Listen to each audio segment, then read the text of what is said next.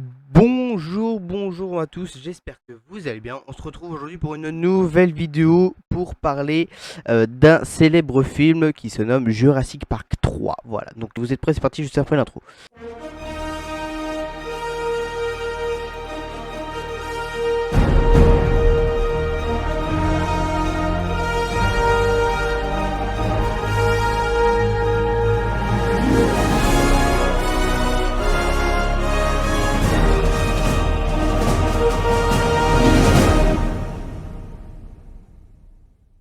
Donc dans cette vidéo les gars, on va faire plusieurs séries de vidéos sur ce film et puis en fait je vais expliquer, je vais vous décrire en fait toutes les scènes de Jurassic Park 3 pour ceux qui n'ont pas encore vu le film. Donc un conseil. Allez voir le film au cinéma, j'allais dire, il est sorti en 1997, ouais, donc ouais, c'est un film qui est sorti en 1997, donc il est plus au cinéma depuis quelques années. Mais si vous avez l'occasion de le voir sur internet ou en DVD, si vous l'avez en DVD et que vous l'avez pas toujours vu regarder et que vous regardez cette vidéo avant, n'hésitez pas à aller le voir. C'est un vraiment un très bon film. Donc les différentes scènes de Jurassic Park, je vais les décrire dans plusieurs vidéos. Donc la première vidéo, bah, je vais faire tout ce qui est début, bah, je vais faire le début du film en fait. Donc on est parti. Le film commence avec deux personnes, enfin quatre personnes et un bateau. Dans le bateau, il y avait, c'était deux pilotes de bateau en fait.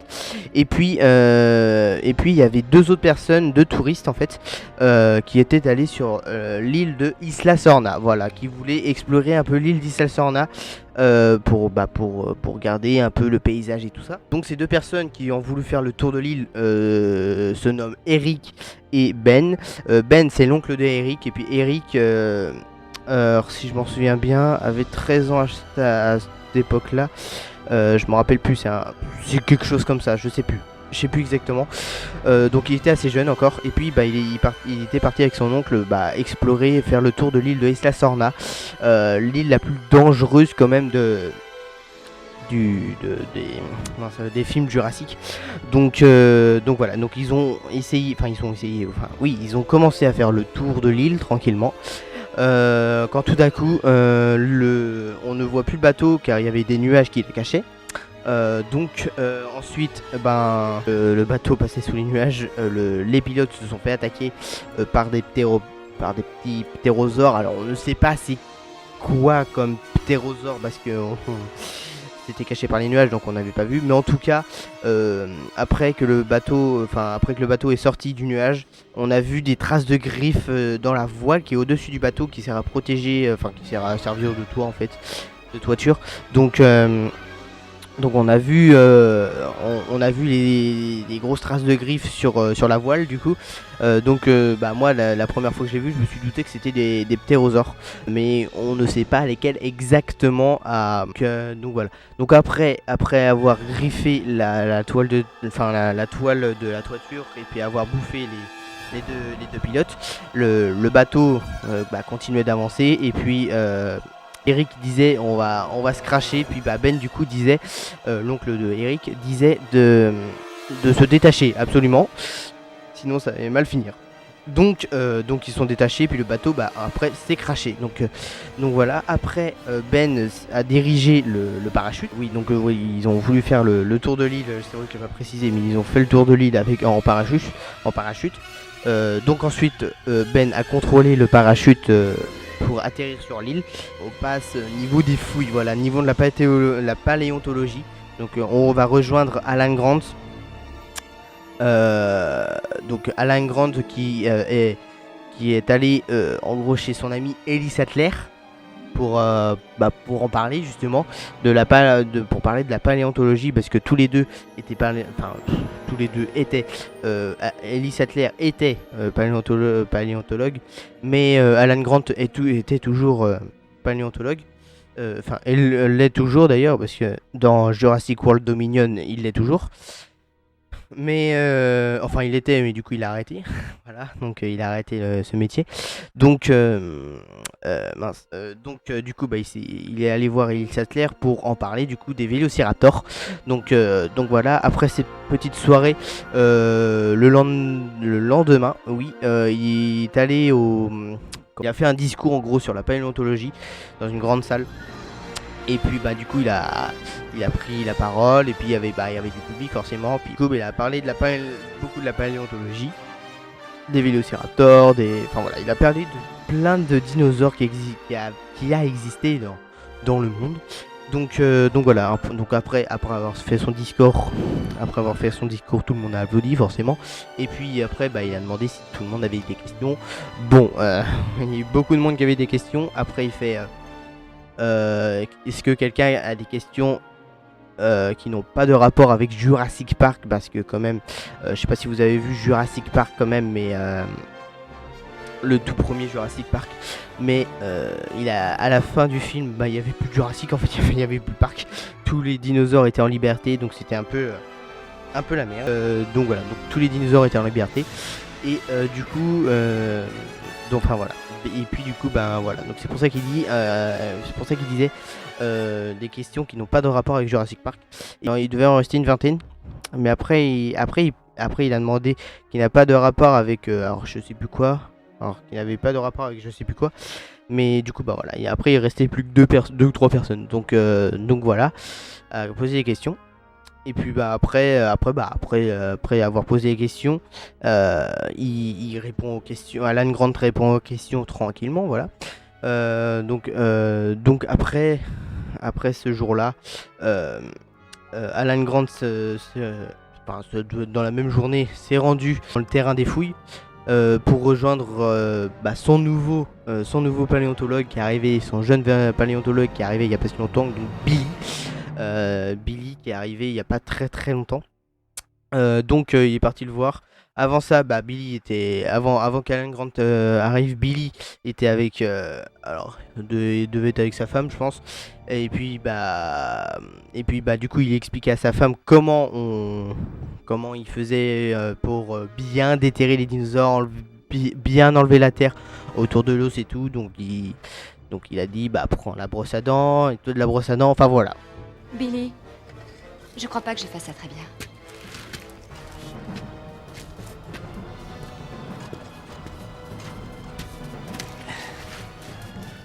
Et c'est la brosse à dents. Tout doucement. Tu en fais juste un petit peu à la fois. Je fais pas la différence entre la roche et les ossements. Eh bien, techniquement, tout est roche. Et le calcium dans l'ossement est remplacé pendant la fossilisation. Je vais te montrer la différence. Dur. Doux. Dur et doux.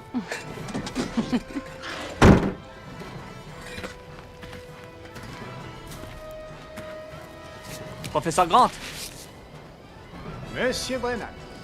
Alors, comment ça s'est passé? Bien, il n'est pas trop tard pour que tu changes de spécialité. Ils se sont réunis pour en fait découvrir pour que en fait Billy montre à Alan Grant qu'il a réussi à programmer une fabrication d'une sorte d'os, en fait d'un os reproduit en fait le bruit du raptor. C'est ma veine, hein? Il n'y a que ça pour emballer nos affaires dans 4 semaines. Non, 3. J'ai dû louer un peu de matériel. Venez, je vais vous montrer quelque chose. Vous êtes fou d'informatique, pas vrai? J'en suis toujours au boulier. Je vous présente l'avenir de la paléontologie. Un fabricant de prototypes express. J'entre les données scannées de la boîte crânienne du raptor et l'ordinateur la découpe en milliers de tranches. Et ce truc-là la recompose tranche après tranche. Voilà, c'est fait.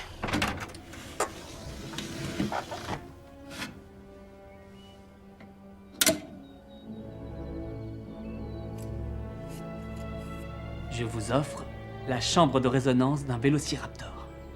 Écoutez ça.